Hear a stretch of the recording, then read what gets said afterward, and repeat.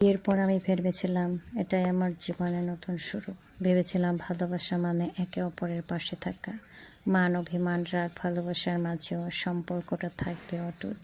কিন্তু আমি ভুল ছিলাম, কারণ যে মানুষটাকে আমি নিজের ভেবে সব কিছু দিয়েছিলাম, সে মানুষটাই আজ অন্য কারো চোখে শান্তি খুঁজে বেড়ায়। হ্যালো এভরিওয়ান, কেমন আছেন সবাই? নতুন একটা ভিডিওতে আপনাদের স্বাগতম জানাই। আজকে আমার গল্পটি অবশ্যই শুনে যাবেন, এতে আপনি বাস্তবিক শিক্ষা পাবেন। প্রতিদিন রাতে সে ফোনে হাসে, কিন্তু সেই হাসিটা এখন আর আমার জন্য নয়। তার চোখে আজ আমার কোনো প্রশ্নের উত্তর নেই। তার ভালোবাসা এখন অন্য কারোর জন্য সাজানো।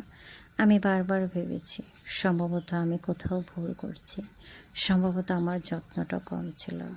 কিন্তু না, ভালোবাসা কখনো হিসেবে হয় না। সে সত্যিকারের ভালোবাসে, সে অন্য কারো চোখে শান্তি খোঁজে না। এক সময় আমি চুপ হয়ে গিয়েছিলাম, কারণ আমি জানতাম ভালোবাসা জোর করে পাওয়া যায় না। তাকে ধরে রাখতে চেয়েছিলাম ভালোবাসায়, কিন্তু সে হারিয়ে গেল অন্য কারো ভালোবাসার মোহে। একদিন সাহস করে বলেছিলাম, ওই মেয়েটাকে। ও হেসে বলেছিল, তুমি পাগল হয়ে গেছো। কিন্তু পাগল তো সত্যিই আমি হয়েছিলাম, ভালোবাসার জন্য, একটা ভাঙা সম্পর্ক বাঁচানোর জন্য। আজও প্রশ্ন করি নিজেকে, ভুলটা কোথায় হলো? আমি কম ভালোবাসতাম, নাকি ওর ভালোবাসা কখনো আমার জন্য ছিলই না? সময়ের সঙ্গে শিখেছি, যে মানুষ প্রতারণা করে সে শুধু ভালোবাসা নয়, নিজেকেও হারায়। আমি কাঁদিনি ওর জন্য, আমি কেঁদেছি আমার ভিতরের মেয়েটার জন্য, যে বিশ্বাস করেছিল, যে স্বপ্ন দেখেছিল একটা সংসারের ভালোবাসায়। আজ আমি একা নই, আমি শক্ত। আমি জানি নিজেকে ভালোবাসা কতটা জরুরি। আমি বিশ্বাস করতাম, কারণ ভালোবাসা মানে তো বিশ্বাস, তাই না? কিন্তু আজ বুঝি ভালোবাসা যখন এক পাশে চলে যায়, বিশ্বাস তখন ধীরে ধীরে মরে যায়। আজ আমি বুঝেছি সব সম্পর্ক টিকিয়ে রাখতে হয় না, কিছু সম্পর্ক ছিঁড়ে ফেলা দরকার।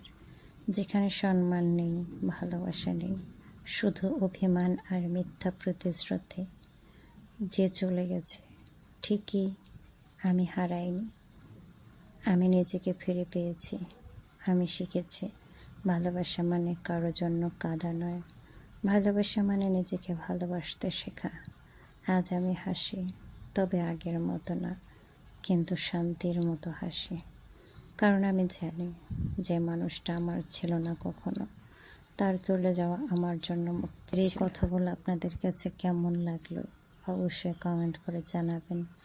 দুপুরবেলা এত সুন্দর বৃষ্টি আর ছেলে মেয়েদের ছোটোছুটি হই হুল্লোড় থেকেই বিদায় নিলাম। টাটা।